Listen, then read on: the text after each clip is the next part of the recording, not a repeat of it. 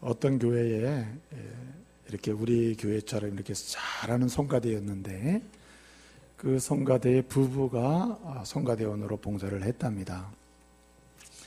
그런데 하나님께서 그렇게 인구 부부로 하나님을 성가대원으로 이렇게 섬기던 그 부부를 우리 하나님이 특별히 많은 은혜를 주셨는데 그렇게 재밌게 주님을 잘 섬기는 중 어느 날 그 아내를 하나님이 갑자기 데려가신 거예요. 그래서 이 남편이 너무 시리에 빠진 겁니다. 장례를 잘 마치고 참 혼자 성가대 설레니 이게 보통 일이 아니란 말이에요. 마음에 참 슬픔도 있고 아픔도 있고. 그렇게 믿음 좋은 사람들이 그냥 안 두잖아요.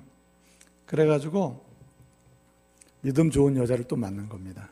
하나님께서 이제 재혼에 또 사별하시고 또 여러 가지 이런 상황 속에서 하나님도 재혼하시는 것도 또 은혜입니다. 하나님 또 이렇게 좋은 믿음의 배우자를 또 만나게 하셔가지고 주님을 잘 섬기게 하는데 변함없이 성가대를 둘이 또 쓰기로 한 겁니다.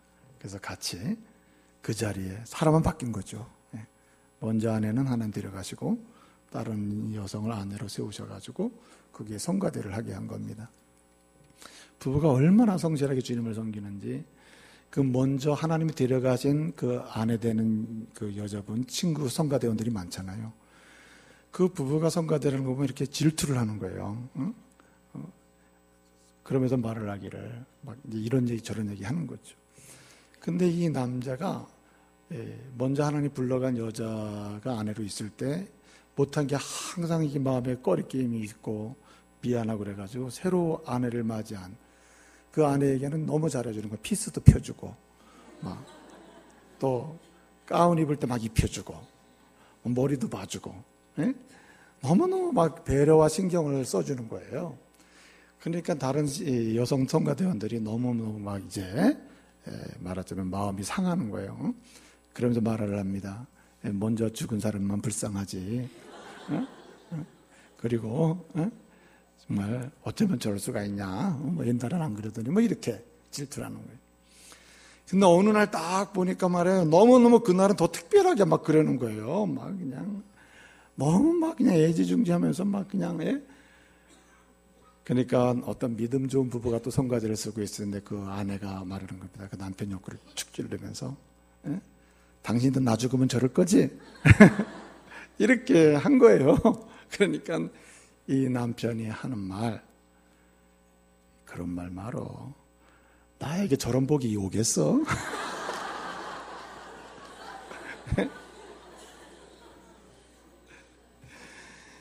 여러분 보세요.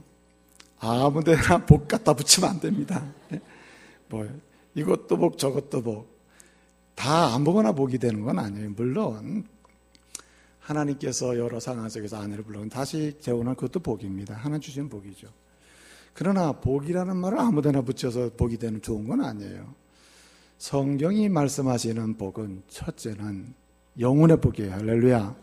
영혼이 잘 되는 게 복입니다. 그게 성경이 말하는 근원적인 복이에요.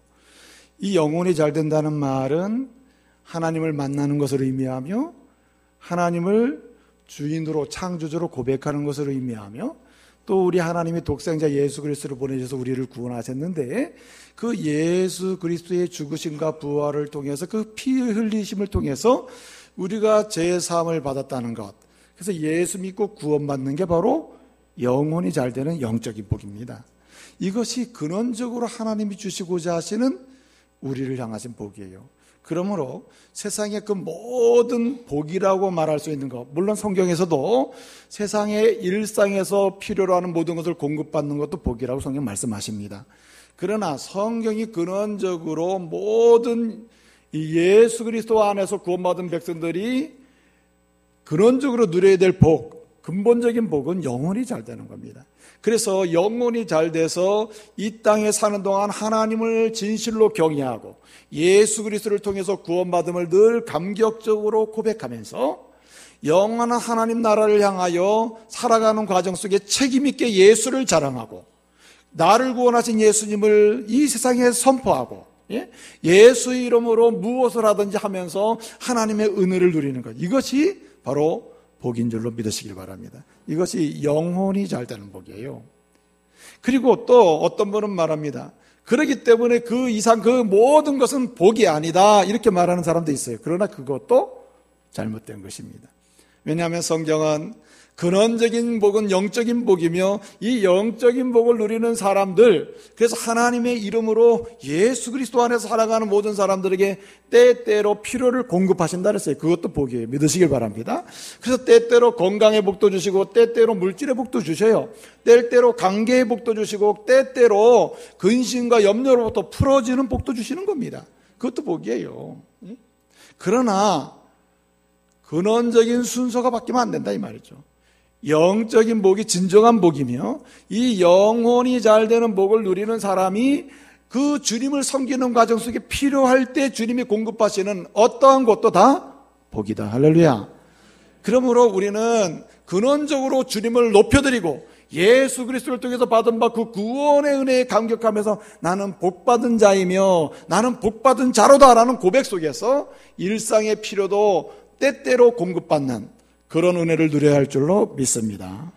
그래서 성도는 하나님의 복을 통하여 사는 사람이고 하나님이 주시는 복으로 인해서 감격하며 사는 사람이고 하나님이 주시는 복으로 인하여 또다시 다른 사람에게 이 복을 나누며 사는 사람이 바로 그리스도인 하나님의 자녀인 것입니다. 여러분 오늘 이 시대를 살면서 얼마나 피곤하십니까? 얼마나 힘드십니까? 얼마나 낙담할 때가 많습니까? 좀 더 믿음으로 잘 살아보려고 또 말씀대로 살아보려고 또 영적인 그런 하나님의 은혜의 복을 늘 경험하고 그 은혜 가운데 살기를 소원하면서 좀 주님을 높여보려고 하지만은 세상이 만만치 않다 이 말이죠. 예? 그렇죠. 세상이 만만합니까? 만만하지 않잖아요. 저는 요새 대신방을 하면서 여러 가지를 생각해요. 참 우리 성도님들이 돈 버는 게 엄청나게 힘든 거구나. 예? 예? 저도 이제 대학 다닐 때 아르바이트를 많이 해봤거든요. 여러 요령에 다 해봤어요. 심지어는 벽돌도 줘봤어요. 이렇게 공사장에서 등록금 마련하려고 대학 다닐 때 해봤는데 그거는 아무것도 아니에요. 요즘 이 시대를 살아가는 젊은이들이나 또 모든 믿음의 사람들이 믿음의 사람답게 살고자 하면서 직업을 가지고 직장생활하고 사업을 하는데 이게 얼마나 힘든지 몰라요. 만만치 않아요. 하나님의 사람답게 돈 벌려고 하니까 이게 보통 일이 아니라 이 말이죠. 얼마나 힘든지 몰라요. 믿음으로 살고자 할 때 얼마나 많은 고난과 위험이 있고요. 그리고 두려움을 갖게 하는 그런 세상의 공격이 있는지 모른단 말이에요. 그런데 여러분 한 가지 분명한 것은 있습니다. 그것이 무엇입니까? 하나님은 어떠한 두려움과 염려의 환경 또는 우리를 공격하는 사단의 유혹들 그리고 만만치 않는 세상의 상황을 능히 견디고 이기고 그리고 넘어서서 믿음의 사람답게 영적인 복을 경험하면서 그리고 세상 속에서 때때로 필요를 공급받으며 세상을 축복하며 살 수 있도록 주님께서 은혜 주실 줄로 믿으시길 바랍니다. 그것이 하나님이 우리를 향한 약속이죠. 여러분 이스라엘 백성들이 모세의 지도하에 애굽에서 나왔습니다. 사실 애굽에서 나올 때만 해도 참 주님밖에 없습니다. 하나님밖에 없습니다. 비록 상황은 오합지졸이에요. 조직도 없고 아무것도 없고 체계도 없고 그냥 모세의 뒤를 따라서 오직 하나님 한 분만 의지하고 나오는 거예요. 그리고 홍해를 건너서 광야로 들어가게 되는 것입니다. 그래서 어느덧 시내산에 도착하게 됐어요. 여기까지 올 때는 그야말로 오합지졸이야. 아무것도 아닙니다. 그저 전쟁할 수 있는 조직도 아니고, 예? 그리고 무엇보다 뭐 체계적인 것도 없고, 뭐 중심이 없어요. 오직 중심이라면 오직 여호와 하나님, 창조주 하나님, 구원의 하나님, 그 하나님 발 한 번 바라보고 모세를 따라 거기까지 온 겁니다. 그런데 여러분, 사람이 사는 삶의 현장은 그렇게 만만치 않다 이 말이죠. 이제 시내산에서 가나안까지 이제 많은 사람들이 장정만 60만이었으니까 엄청나게 많은 사람들이 이제 가야 된단 말이에요. 그 가는 여정이 만만치 않다. 거기에는 대적이 원수가 공격을 해오고 때로는 광야에 뱀과 정갈이 있고 말이에요. 또 밤에 추위와 낮에 더위가 있고 말이에요. 견딜 수 없는 고통이 있단 말이죠. 그것을 어떻게 넘어서 가나안까지 가겠느냐. 한마디로 은혜의 자리로 갈 수 있으며 한마디로 영광의 자리로 나갈 수 있으며 한마디로 꿈과 비전을 성취하는 하나님의 놀라운 축복의 자리로 나아갈 수 있냐 말이에요. 이거 보통 일이 아니거든요. 모두에 말씀드린 것처럼 오늘 이 시대처럼 그렇게 호락호락한 환경이 아니라 이 말이죠. 하나님께서는 시내 산에서 말해요. 예? 큰 은혜를 주셨습니다. 하나님께서 이스라엘 백성들로 하여금 다 시내산, 그 시내산으로 나오라 하시고는 주님이 언약을 세우시면서 축복하시는데 뭐라고 말씀하십니까? 이제는 나는 너희 하나님이 되고 너희는 나의 백성이 되리라 하시면서 내가 너희에게 성막을 주리라, 내가 너희에게 말씀을 주리라. 그래서 십계명을 주잖아요. 그 다음에 또 말씀하십니다. 뭐하게 만드십니까? 그래서 이제 이스라엘 백성들을 다 카운터를 해가지고 계수를 해가지고 거기 조직을 세우게 하는 겁니다.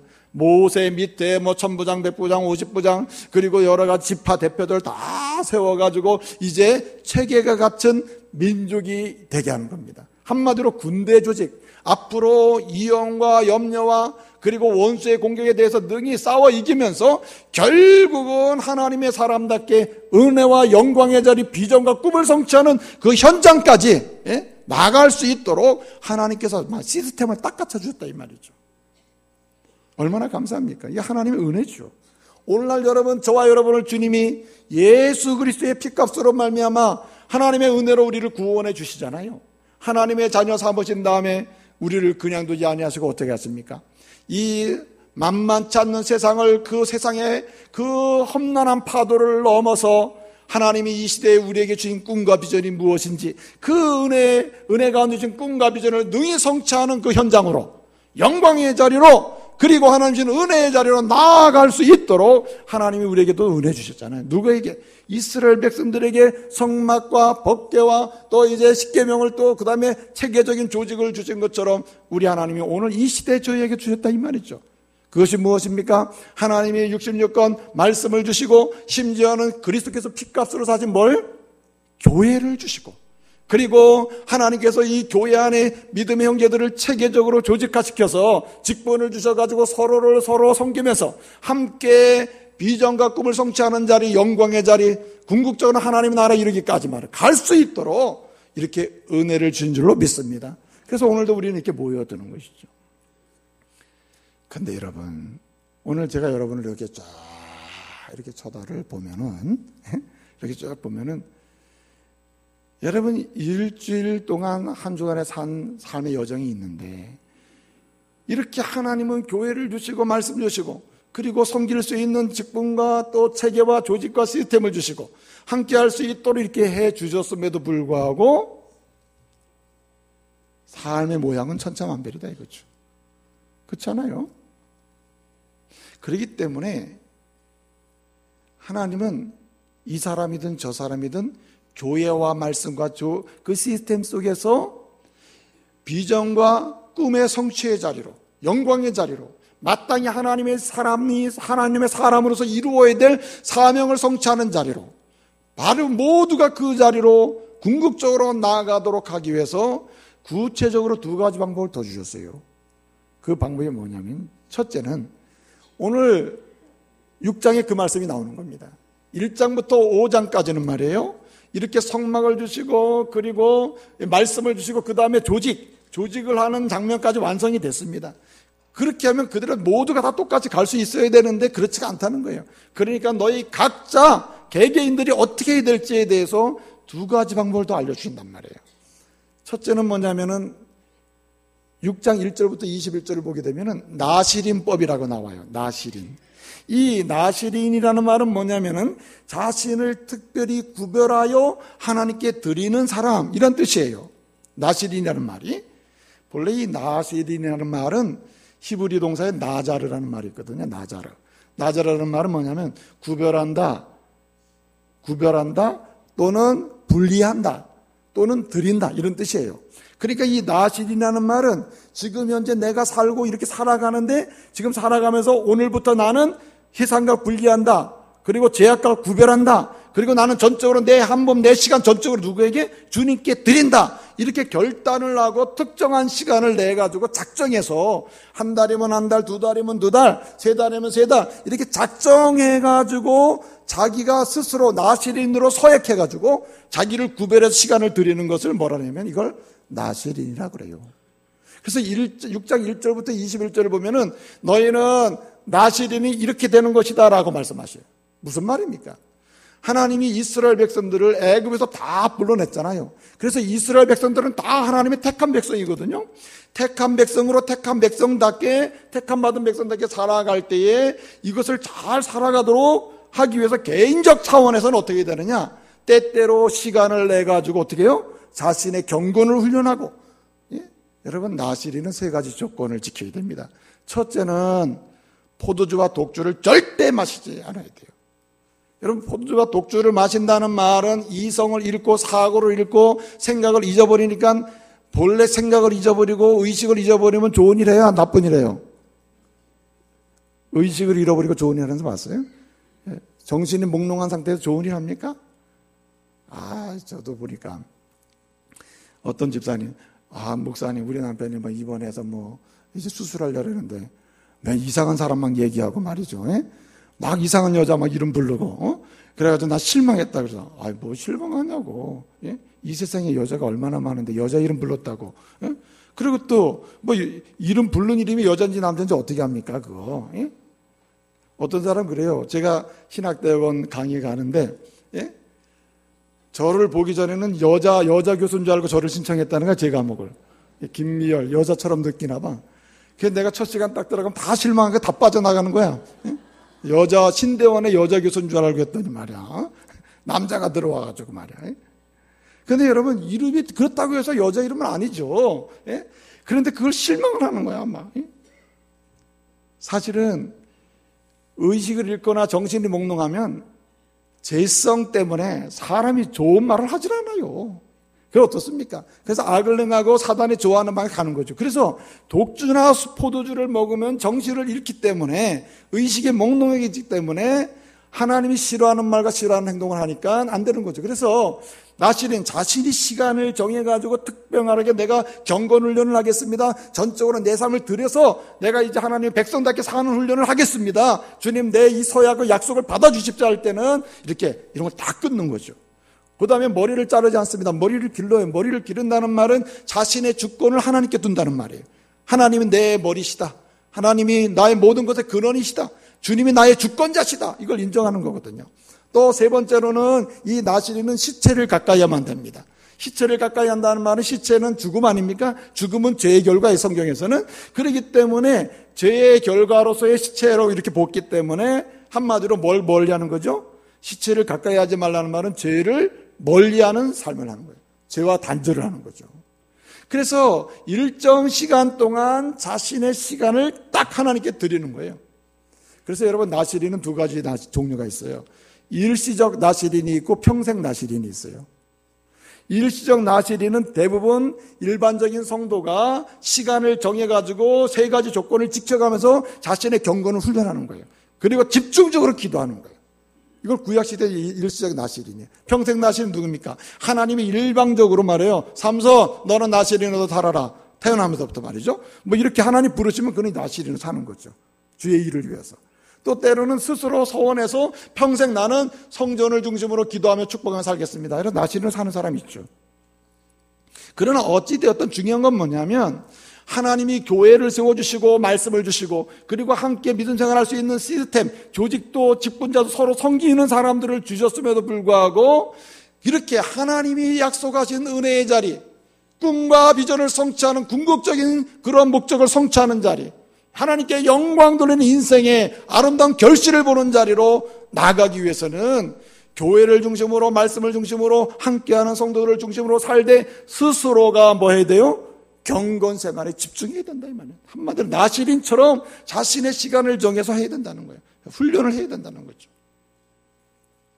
그래서 여러분 때때로 내가 시간을 정해서 주님 매일마다 내가 어떤 일정한 시간에 내가 다른 TV도 꺼버리고 내가 어떤 세상적인 어떤 일을 고민하지 아니하고 말씀을 보면서 내 시간을 하나님께 드리겠습니다. 그것도 하나의 나실이나 하나의 유형이라 볼 수 있습니다. 자, 그런데 여러분 이것은 누구 차원이죠? 개인적 차원이죠. 개인적. 본인이 하면 다행인데 안 하면 그만이죠. 그렇지 않습니까? 근데 이거 두 번째 방법을 주셨어요. 그 두 번째 방법이 뭐냐면은 교회를 중심으로 말씀을 중심으로 함께하는 성도를 중심으로 나아가되 개인적인 경건 훈련을 하면서 동시에 두 번째 방법을 쓸 때에 우리는 무난하게 주님이 우리에게 약속한 은혜와 영광의 자리, 꿈과 비전을 성취하는 자리, 인생의 목적을 성취하는 그런 자리로 나아갈 수 있다는 거예요. 그 두 번째가 뭐냐? 따라합시다. 축복하라. 그래서 오늘 말씀 보게 되면 제사장 아론과 그 아들들에게 주님이 말씀하시는 거예요. 너희는 모든 이스라엘 백성을 뭐하라? 축복하라. 이렇게 하는 거예요. 축복하라. 여러분, 개인이 경건훈련을 하는 것은 개인이 안 하면 그만이지만은 개인이 안 할 때든 할 때든 상관없이 우리는 서로에게 뭐 해야 됩니까? 축복해야 한다는 거죠. 특별히 하나님의 교회의 영적인 지도자들일수록 여러분 성도를 뭐 해야 합니까? 축복해야 한다는 거예요. 여러분, 하나님은 사람들에게 따라합시다. 저주할 수 있는 권리를 주지 않았다. 어느 누구든 이 세상에 존재하는 어떤 사람도 누군가를 저주하거나 저주할 수 있는 권리나 임무를 가진 사람은 한 명도 없습니다, 여러분. 그러나 하나님이 주신 특별한 의무와 권리가 있는데 그것이 무엇인가 뭐예요? 축복의 임무요, 축복의 권리요, 축복의 특권인 줄로 믿으시길 바랍니다. 그래서 여러분, 우리의 입술에서 저주가 나간다는 말은 그것은 근본적으로 잘못된 거예요. 누군가를 정죄하거나 비난한다는 말은 근본적으로 성도 하나 안 맞아요. 그는 개인의 경건이나 개인이 비전과 꿈을 성취하는 자리로 나가는데 장애물이 되는 거예요. 그러므로 우리는 어떻게 살아야 되느냐? 나도 영광의 자리로 나가고 당신도 영광의 자리로, 나도 꿈과 비전을 성취하고 당신도 당신의 꿈과 비전을 성취하고 우리의 아들, 딸도 하나님의 은혜 가운데 비전과 진로를 열어가고 나도 어머니, 아버지로서 영광스러운 하나님의 약속의 자리로 나아갈 수 있기 위해서는 서로 뭐라? 축복해야 한다는 거예요. 따라합시다. 테, 바, 리, 크. 이게 히브리어예요. 한번 해보는 거죠. 한번 따라해보죠. 테바리크. 오늘 말씀에 보면은 23절에 이렇게 말합니다. 너희는 모든 이스라엘을 뭐하라? 축복하라. 이렇게 말씀하십니다. 이것이 방법이라 이거예요. 이 험난한 시대에, 염려와 근심이 있는 시대에 오늘 마치 광야 같은 이 세상에 뱀 같은 역할, 정갈 같은 역할을 하는 사단의 유혹이 있고 사단의 공격이 있다 이 말이에요. 사단의 영적인 추위가 있고 사단이 주는 영적인 더위가 있단 말이에요. 이런 때에 우리가 이걸 어떻게 극복하면서 결국은 하나님이 내게 주신 비전금을 성취할 수 있느냐? 여러분, 개인적 경건, 나실인 훈련을 할 뿐만 아니라 동시에 서로가 축복해야 하는 거예요. 내가 약할 때 누군가 나를 축복할 수 있으면 주님은 그 축복을 어떻게 해요? 이루어 주신다는 거예요. 기가 막히지 않습니까? 그래서 오늘 27절을 보게 되니 주님 뭐라고 말씀하십니까? 너희는 내 이름으로 뭐 할지니? 축복할지니 라고 했습니다. 내 이름으로 축복할지니 내가 반드시 뭐 하리라? 축복하리라 그랬어요. 27절 마지막 절 보니까. 그러니까 여러분들이 김미열 목사를 축복하면 하나님은 반드시 그 축복을 내게 이루어 주시는 거예요. 그러니까 내게 복을 못 받는다면 우리 성도님들의 책임이라고. 그러므로 성도님들이 서로 복을 못 받는다면 우리 성도들의 책임이에요. 김 목사의 책임일 수도 있어요. 그러므로 여러분 모두가 하나님이 주신 꿈과 비전을 성취하고 하나님의 영광을 선포하고 그리스도로 말미암은 구원의 간격을 이 세상 속에 선포하면서 인생의 목적을 성취하는 그 자리까지 결국 가기를 원하신다면은 여러분 속이 상하고 마음이 원치 않고 또 여러 가지 불편함이 있다 하더라도 여러분 불편하게 보이는 그 사랑까지도 테바리크 축복하시기를 바랍니다. 축복하셔야 된다. 축복. 그러면 여러분 어떻게 축복해야 합니까? 오늘 말씀은 축복하는 방법을 알려줘요. 첫째로 하나님의 이름으로 축복해야 할 줄로 믿습니다. 예수 그리스도의 이름으로 축복하라 이렇게 말씀하십니다. 여러분 20절에 보니까 내 이름으로 축복할지니 축복하라 축복하라 해놓고는 마지막에 중요한 경고를 줍니다. 축복하되 누구 이름으로? 내 이름으로 하라. 예수 이름으로 하라 말이에요. 여러분 요한복음 16장 24절에 보면은 지금까지는 너희가 내 이름으로 아무것도 구하지 않았으나 구하라. 예수 이름으로 구하라. 예수 이름으로 기도하라. 예수 이름으로 축복하라. 그리하면 너희가 받으리니 너희 기쁨이 뭐하리라? 충만하리라. 영광의 자리로 나갈 수 있다 이 말이에요. 요한복음 14장 14절 보니까 너희가 내 이름으로 무엇든지 구하면 내가 반드시 따라합시다 시행하리라. 반드시 시행해 주신다 그랬어요. 그러므로 예수 이름으로 축복을 해야 된다는 거예요. 예수 이름으로.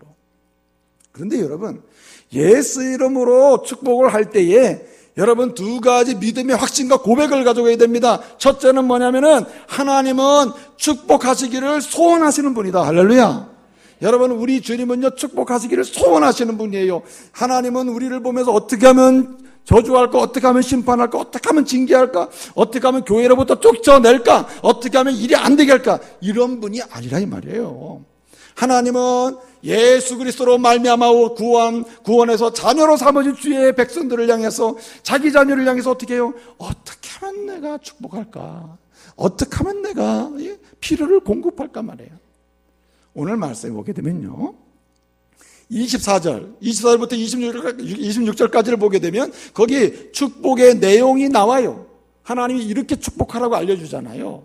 그 축복의 내용을 보면 24절을 보면은 여호와는 내게 복을 주시고 너를 지키시기를 원하며. 주어와 동사가 뭐예요? 여호와는 동사는 뭐예요? 모르면 원하며 하세요. 원하며. 예? 보세요. 24절 보니까 여호와는 내게 복을 주시고 너를 지키시기를 원하며. 이 원하시는 분이 누구냐? 주님이 원하시는 거예요. 그 다음에 25절을 보니까 여호와는 그의 얼굴을 내게로 비추사 은혜 베푸시기를 뭐하며? 모르면 원하며라니까. 다 같이 원하며 이렇게 말씀하세요. 그 다음에 26절을 보니까 여호와는 그의 얼굴을 내게로 향하여 드사 너에게 평강 주시기를 원하노라. 할렐루야. 이게 무슨 말입니까 여러분? 원래 히브리어 동사는 말이에요. 우리 한글 동사는 어때요? 먹는다, 간다, 본다. 자, 누가 보고 먹는지 알아요? 몰라요? 동사 보면 모르잖아요. 먹는다, 김밥 먹는다, 이거 먹는다만 보면 누가 먹는지 모르잖아요. 글씨만 봐서는. 그렇죠? 주어가 들어있지 않는 동사는 한글은 주어가 들어있지 않는 동사예요. 근데 여러분 이 구약 성경을 기록한 언어인 히브리어는요 동사 자체에 주어가 들어있어요. 동사 한마디만 딱 봐도 그가 먹는지 그 여자가 먹는지 그 남자가 먹는지 누가 먹는지를 안다니까. 다 나와 있어요. 그래서 히브리어를 보게 되면요 주어를 한번 쓴다면 동사만 계속 쓴다고. 왜? 동사 속에 주어가 다 들어있으니까 이렇게 되는 거예요. 그런데 중요한 건 뭐냐면은 오늘 본문은 그렇지 않다 이거예요. 오늘 말씀에 다시 말씀을 드립니다만은 24절 그 말씀을 보니까 여호와는 내게 복을 주시고 너를 지키시기를 원하며. 25절 여호와는 또 나오잖아요. 여호와는 그의 얼굴을 내게로 비추사 은혜 베푸시기를 원하며. 26절 여호와는 그의 얼굴을 내게로 향하여 드사 너에게 뭐요? 평강 주기를 원하라. 여호와는 3번 나온다. 3번. 한마디로 여호와가 원하시고 여호와는. 자, 여호와께서 뭘 원하셔요? 따라합시다. 복 주시기를 원하시는 분. 우리 하나님은 복 주시기를 원하시는 분이에요. 주님은 은혜를 주시기를 원하시고 평강 주시기를 원하시고 주님은 오늘 말씀대로 지켜주시기를 원하시고 보호해 주시기를 원하시고 잘라주시기를 원하시고 더러운 것은 쳐주시기를 원하시고 말이에요. 복 주시기를 원하시는 분이 주님이시다 이 말이에요. 본래 성경에서 3은요 1, 2, 3 숫자가 있잖아요. 1하고요 3은 하나님의 숫자예요. 그래서 특별히 3은 삼위일체, 3은 하나님의 숫자인데 하나님이 완전하신 분이고 하나님은 충만하신 분임을 나타낼 때 3을 표시해요. 그런데 오늘 말씀 보게 되면 하나님이 이렇게 축복하라 하시는데 하나님이 원하신다는 것을 표시하는데 여호와는 24 여호와는 원하시고 25 여호와는 원하시고 26 여호와는 원하시고 몇 번? 3번을 하세요. 무슨 말이냐? 하나님이 우리를 향해서 갖고 복을 주시고 은혜를 주시고 평강을 주시고 지켜주시기를 원하시는 그 복 주시기를 원하시는 마음은 왜요? 부분적인 게 아니라 완전하다. 할렐루야. 그렇기 때문에 우리는 그 복 주시기를 원하시는 주님을 확신하고 그분의 이름으로 축복할 때 그 축복의 대상이 은혜를 입을 줄로 믿습니다. 근데 또 한 가지가 있습니다. 그것이 뭐냐면은 이런 것입니다. 하나님은 하나님이 그 은혜로 예수 그리스도로 말미암아 구원해 주신 그 하나님의 자녀, 하나님의 백성을 향하여 반드시 뭐예요? 복을 주신다는 거예요. 그래서 시편 29편 11절을 보게 되면 여호와께서 힘을 주시며 여호와는 자기 백성에게 평강의 복을 주시리로다. 할렐루야. 자기 백성이 주신단 말이에요. 사실은 오늘 말씀을 보게 되면은 24절부터 26절까지를 보게 되면 축복의 내용이 아니에요. 그래서 어떤 목사님이 이 말씀을 가지고 축도할 때도 있어요. 완벽한 축도의 말씀이거든.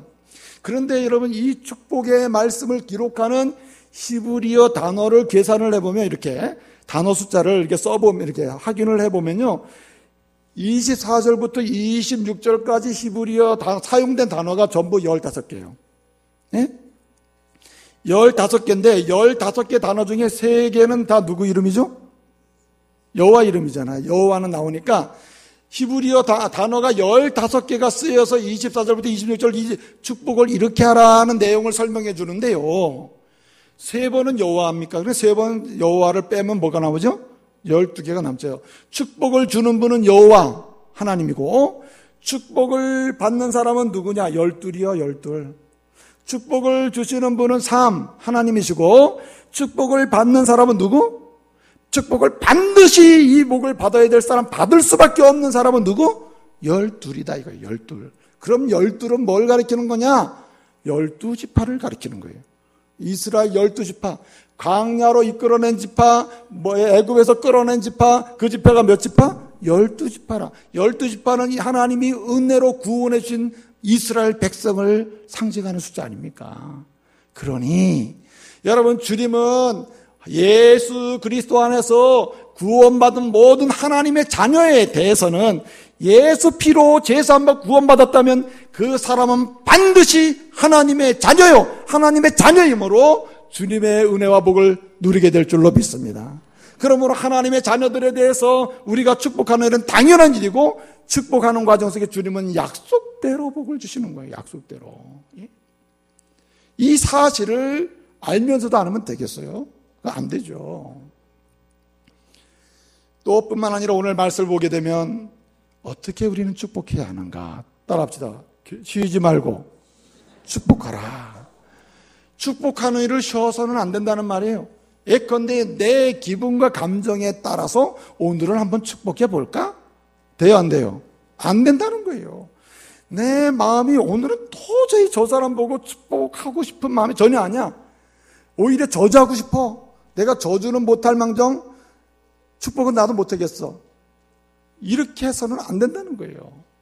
그거 어떻게 되느냐? 내 마음에 전혀 축복할 상황이 아니고 환경이 아니고 오히려 막 저주하고 싶고 정죄와 비난하고 싶은 상황이라 하더라도 그때조차도 쉬지 말고 뭐하라? 축복하라. 이런 말이에요.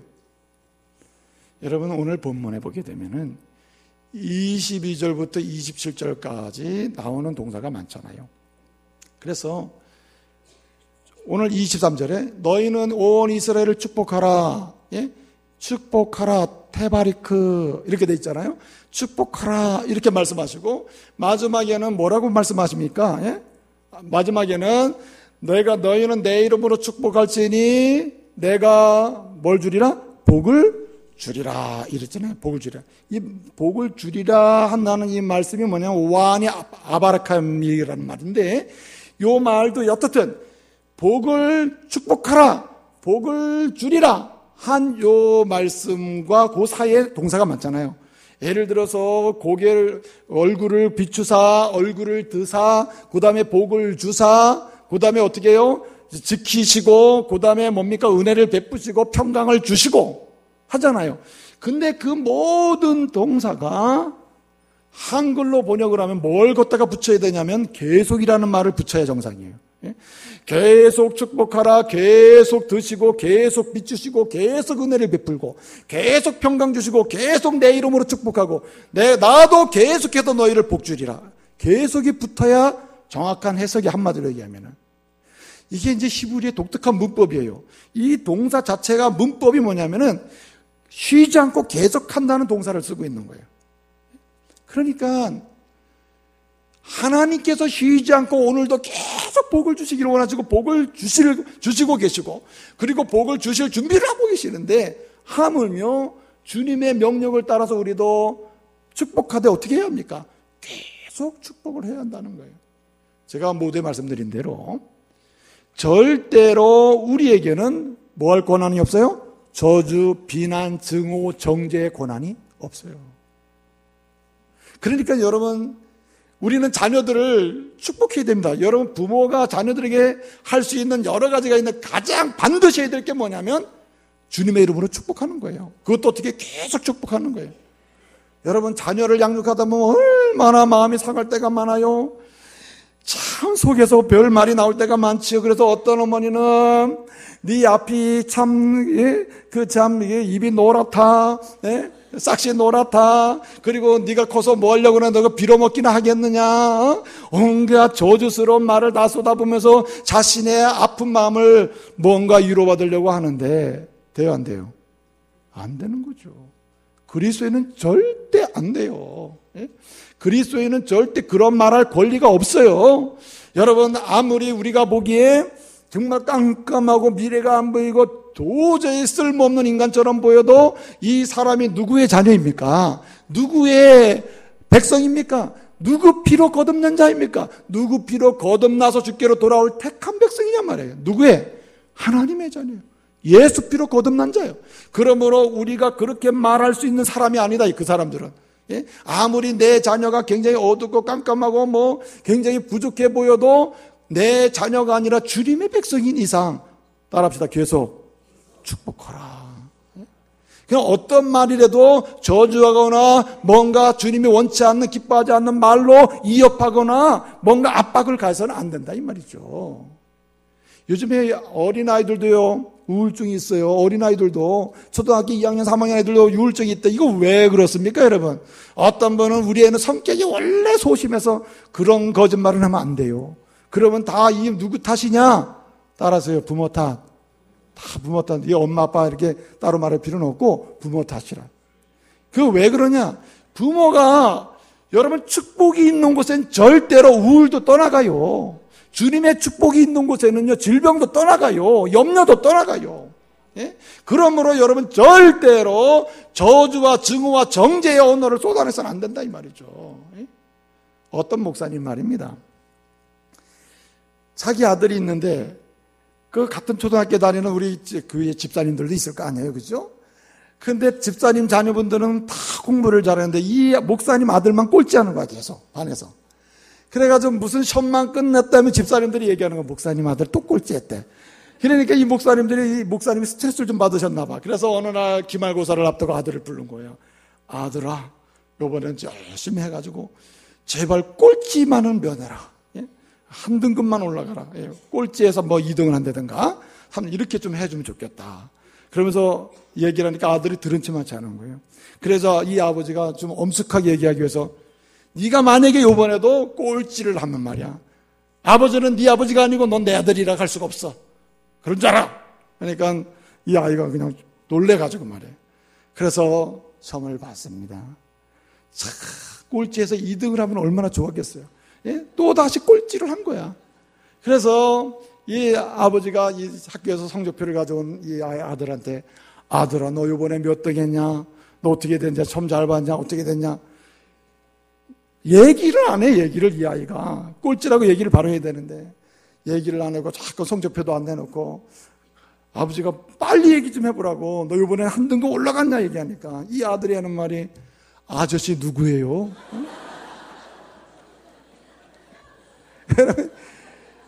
이 아버지가 그러면 되겠냐 말이야. 아버지가 아무리 기분 나빠도 뭐 아들의 연을 끊겠다느니 뭐 딸의 연을 끊겠다느니 그거는 부모가 할 수 있는 게 아니에요. 주님이 주신 선물은 영원한 선물이 할렐루야. 그러므로 우리는 어떻게 됩니까? 여러분 축복해야죠. 계속 축복해야 하는 것입니다. 여러분, 눈에 보이지 않고 우리의 시선으로는 전혀 희망이 없어 보여도 여러분, 주님이 손 대시면 희망이 생기는 거예요. 주님의 피 묻은 손으로 안수하시면요, 회복이 일어나는 거예요. 예? 주님이 약속하신 말씀을 따라서 순종하면서 축복하면요, 우리 하나님께서 놀라운 역사로 약속대로 베풀어 주시는 거예요. 아브라함이 잘한 게 있습니다. 아브라함이 잘한 게 뭡니까? 히브리서 기자는 이 아브라함을 칭찬했죠. 아브라함은 히브리서 6장 14절을 보게 되면 아브라함이 뭘 잘했다고 그래요? 하나님께서 너에게 복주고 복주며 너로 하여금 번성하게 하고 번성하게 하리니 라고 했단 말이에요. 이게 약속을 줬단 말이에요. 그러나 아브라함이 볼 때는 깜깜하고 뭐 아들도 잘하는데 이게 뭐 별거 될 것 같지가 않단 말이에요. 그러나 말씀은 이렇게 말씀하고 있어요. 히브리서 6장 15절, 그가 오래 참아 약속을 받았느니라. 할렐루야. 그래서 약속대로 이삭을 축복하고 약속대로 세상을 축복하고 약속대로 자신의 식솔들을 축복했더니 그들이 축복을 받았다는 말이에요. 여러분, 룻기 2장 4절을 보게 되면 거기 보아스라는 사람이 나와요. 이 보아스는요, 참 부자였죠. 근데 여러분, 룻은 참으로 이제 시어머니와 돌아온 가난한 여인이에요. 남편도 없는 여인이에요. 이 여인이 시어머니의 허락을 받고 나가서 저 밭에 가서 내가 이삭을 주워다가 우리 먹어야 되겠어요. 어머니 갔다 오도록 허락해줘. 어머니가 허락했죠. 나가서 이삭을 줬습니다. 근데 그때 마침 밥주인 그 추수하는 현장으로 주인 되는 보아스가 오잖아요. 보아스가 어떻게 합니까? 보아스 그 사람 참 기가 막힌 사람이에요. 딱 오더니만 일하는 사람, 노동자들, 일꾼들, 종들, 노예들, 예? 종들, 그럼 뭐 축복하는 뭐 어떻습니까? 참, 이 장사절을 보니까는 뭡니까? 이 보아스가 딱 오더니 일하는 일꾼들을 쫙 보면서 보아스는 달라, 확실히. 어떻게 합니까? 너희에게 하나님의 은혜가 있을지어다. 하나님이 너희와 함께 하실지로다. 할렐루야. 아마 그렇게 축복을 하는 거예요. 그 다음에 또 보니까 저기 있는 저 여자는 누구냐? 룻 아닙니까? 룻을 또 축복하죠. 그 결과 여러분, 보아스는 예수 그리스도의 족보의 중요한 멤버가 됐단 말이에요. 여러분, 그렇습니다, 여러분. 계속 축복하면 약속은 반드시 이루어질 줄로 믿습니다. 우리가 축복하는 근거가 무엇입니까? 하나님이 이루신다고 하는 약속이 아닙니까? 하나님의 약속을 붙들고 축복하는 거 아니에요? 우리가 1년을 축복하고 2년을 축복하고 보이는 게 없어도 계속 평생에 부모가 된 이상은 자녀를 축복해야 할 줄로 믿습니다. 그러니까 여러분 마음도 이해를 해요. 부모 마음에 자녀가 속썩이면 진짜 축복하실 분 하나도 없죠. 예? 그리고 뭐 지금까지 먹여준 거 입은 거 다 물어내라고 하는 엄마도 있더라고. 막 그냥 스트레스 받아가지고. 그런데 이렇게 계속해서 축복하는 일이 쉬워요, 안 쉬워요? 어렵단 말이에요. 그렇기 때문에 계속해서 축복하는 어머니 아버지가 되기 위해서는 어떻게 해야 되느냐? 그렇기 때문에 앞에 있는 나시린법이 뭐라 그랬어요? 시간을 내서 작정해가지고 뭐하는 훈련? 경건 훈련, 죄를 떠나는 훈련, 하나님께 영광 돌리는 훈련을 하는 거라 그랬잖아요. 마찬가지로 자녀를 축복하는 훈련도 해야 하는 거예요. 여러분, 3월 4일부터 뭐가 시작되죠? 20 비전 특세. 자녀를 축복하는 20 비전 특세가 있다니까요. 일주일에 5일씩 4주 20일 동안 한 번 시간을 내서 지금까지는 자녀를 축복하는 일에서 어떤 때는 축복했다가 어떤 때는 저주했다가 어떤 때는 무관심했다가 어떤 때는 축복하다 말다. 이렇게 인생을 부모로서 아버지로 살아왔다면 이제 정신 좀 차려야 된단 말이에요. 어떻게 해요? 이제는 작정해서 주여 내가 20일 동안 내 자녀를 축복하는 부모로 다시 자리로 나가겠습니다. 작정하여 훈련하겠습니다. 그때 내 기도를 들으시고 축복대로 내 자녀를 축복해 주실 뿐 아니라 그 이후에 내 인생이 자녀를 끝까지 멋있게 축복하는 어머니 아버지 되게 달라고 여러분 이렇게 기도해야 할 줄로 믿습니다. 기도하는 자는 은혜를 입는 거죠. 마지막 중요한 한 가지 있습니다. 어떻게 축복해야 하는가? 오늘 본문 말씀을 보게 되면은 이렇습니다. 24절에 보니까 여호와는 내게 복을 주시고 너를 먹이를 지키시기를 원하며, 이 지킨다는 말은 가장 기초적인 복이에요. 그렇잖아요. 뭔가 일이 되려고 내가 뭔가 비전을 보고 나가려면은 외부로부터 공격을 받지 말아야지. 공격을 받았다 하더라도 내가 죽지 말아야지. 내가 문제는 생기지 말아야죠. 그래 가장 기초적인 축복을 하는 거예요. 근데 여러분 두 번째 25절을 보니까 뭐라 그래? 여호와는 그의 얼굴을 내게로 비추사 은혜 베푸시기를 원하며, 이 은혜라는 건 영적인 축복을 가리키는 것입니다. 한마디로 얘기해서 주님이 원하시는 복된 사명, 그 일을 감당하고 주님의 은혜 가운데 미래를 향해 나갈 수 있는 그런 은혜를 달라는 축복이에요. 그러니까 좀 더 구체적이잖아요. 그 다음에 뿐만 아니라 오늘 26절을 보니까 여호와는 그의 얼굴을 내게로 향하여 드사 너에게 어떻게 해요? 평강 주시기를 원하는, 이 평강이라는 말은 은혜의 산물이에요. 은혜의 결과예요. 지키심의 결과예요. 그러니까 어떤 열매를 맺어서 많은 사람들에게 간증할 수 있을 정도로 이 아들에게, 이 사람들에게 복을 달라 기도하는 것이죠. 그러니까 무슨 말입니까? 자녀를 위해 축복할 때 구체적으로 기도해야 한다는 거예요.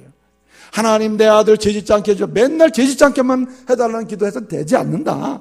좀 더 수준을 높여야 돼요. 죄짓지 않게 하실 뿐만 아니라 오히려 하나님이 기뻐하시는 일을 하게 해 주시옵소서. 할렐루야.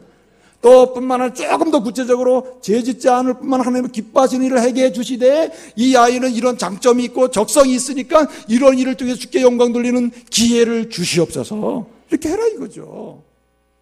제가 이전에 말해요. 섬겼던 교회에서 그 어떤 그 집사님이 그 집에 이제 신방을 갔는데 제가 항상 묻잖아요. 이렇게 뭡니까 너 꿈이 뭐냐 그랬더니 그 당시에 그 여자아이가 버스 안내행이라 그러더라고. 안내양 되고 싶어요. 그러니까 얼마나 이게 이쁩니까 이렇게 유니폼을 입고. 그러니까 엄마가 막 기분 나빠가지고 그러니까 내가 얘는 하여튼 뭐 보낼 줄 모른다고 그래. 그래서 내가 아이고 집사님 그런 말씀 마셔요. 예?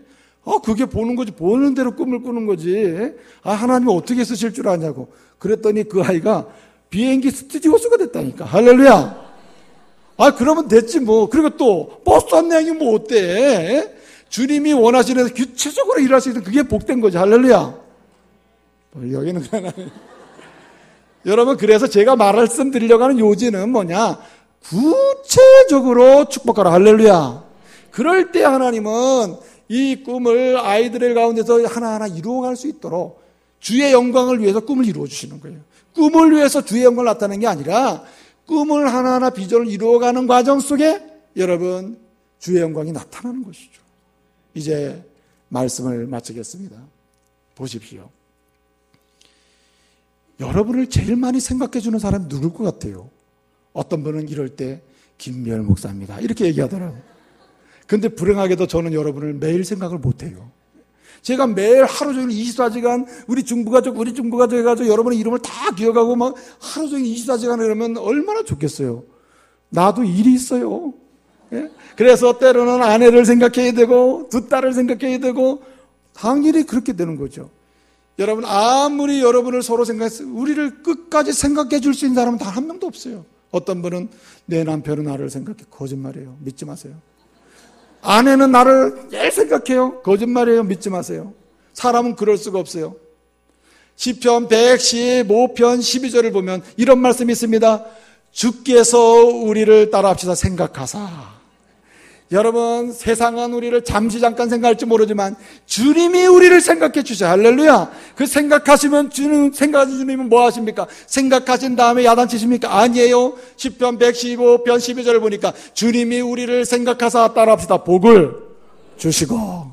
그렇습니다. 여러분 우리를 생각하시는 분은 주님밖에 없어요. 그러므로 예수 그리스도 그 이름 날 생각하시는 그 주님의 이름으로 여러분 자신도 이웃도 아들, 딸도 축복하시길 바랍니다.